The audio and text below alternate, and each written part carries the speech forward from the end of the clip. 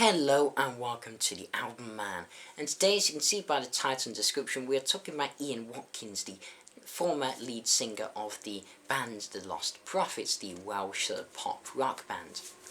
And everybody knows, really, especially in the UK, maybe in the US you don't, but certainly in the UK, he pleaded guilty to multiple awful offences, including attempted rape of a one-year-old child, conspiring to rape another, possession of, paedophilic pornography, and just so many horrible things, to be honest. It's very clear that he is, a repugnant human being. There's no doubt about that, and his actions completely deplorable and abhorrent. But the thing that, there's many people condemning his actions, and rightly so. I mean, I hope he never sees the light of day when he gets sentenced on the 18th of December. But one thing no one's really talking about is the music. I mean, he was a musician. He was a lead singer, and that's what he became originally famous for. Even if maybe these charges have now eclipsed the fame he had with the Lost Prophets, still, this is where he started. And this is the album Start Something. The best tracks on this are probably Last Train Home and We Are Godzilla, You Are Japan. But the thing is how easy is this album really to listen to anymore? That's a big question. I mean, when you hear his voice, what do you think? You used to just think, oh, this guy has an okay voice. I was never a big fan of this album. I only ever listened to it a couple of times, but still, it stayed in my collection. And he had a decent voice. But now what do you think? When you hear him say those lyrics, what do you think about the lyrics? Do you try and find deeper meanings? Do you try and think, what's he actually talking about there? Is he talking about, something related to his charges there? Is there hints here and there? Are there darker undertones behind the lyrics?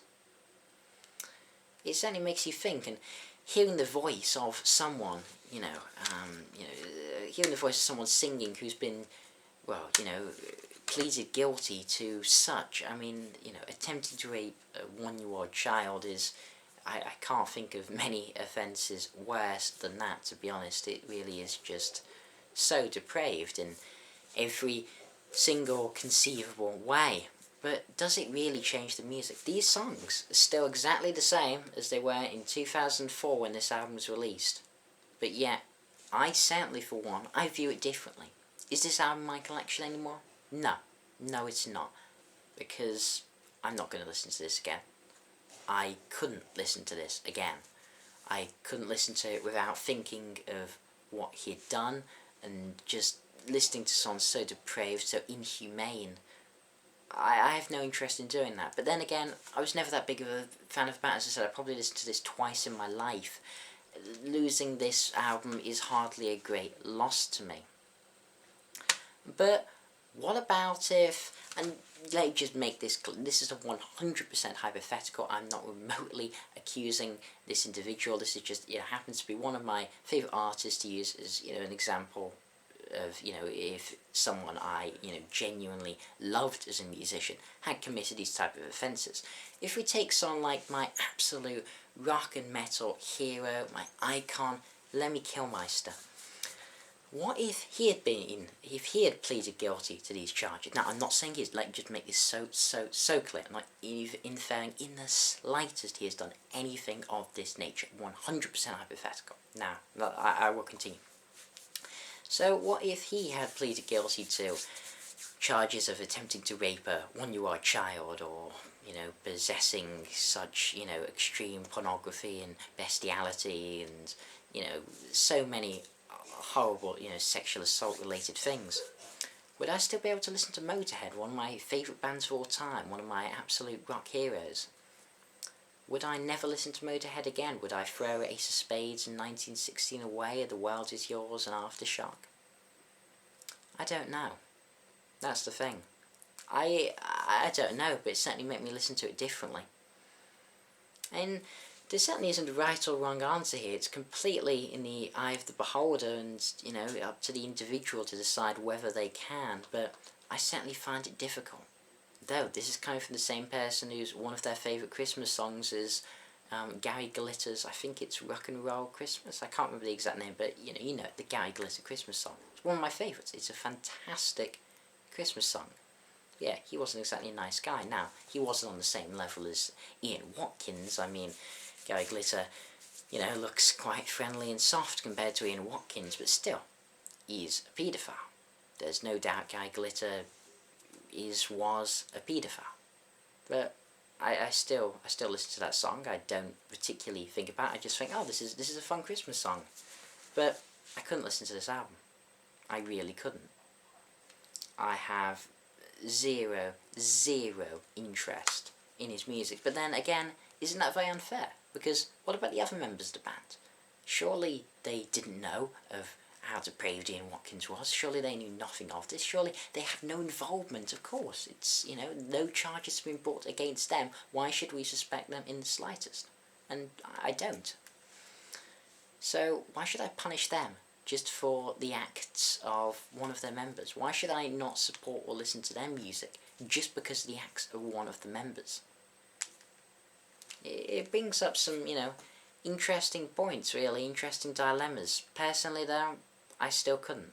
I mean, I feel sorry for the other band members because forever they will be associated with Ian Watkins no matter what musical pursuits they try and do, and it really will sort of follow them like a curse, and for that I definitely feel sympathy for them. And yeah, I certainly couldn't listen to this. I couldn't buy a Lost Prophets album, even though he was only one. I think there are 5 members. I'm not entirely sure. I'm not a big fan, but maybe 1/5 of the band. But yeah, that 1/5 makes me never want to listen to it again. And many other people have said that they don't really feel comfortable listening to Lost Prophets after this. But then again, what about a different hypothetical?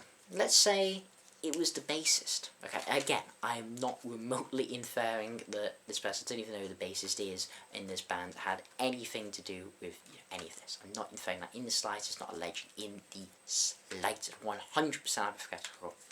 But let's say it's the bassist. Would I then still have the same opinion?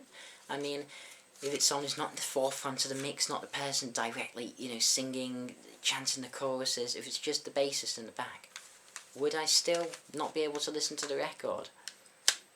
And even though technically I, should say, well, no, I wouldn't. It's the exact same principle as Ian Watkins. I'm not sure. Because bassists isn't quite as noticeable, are they? And Lost Prophets isn't really a bass-heavy album. But what about you? That's what I want to know.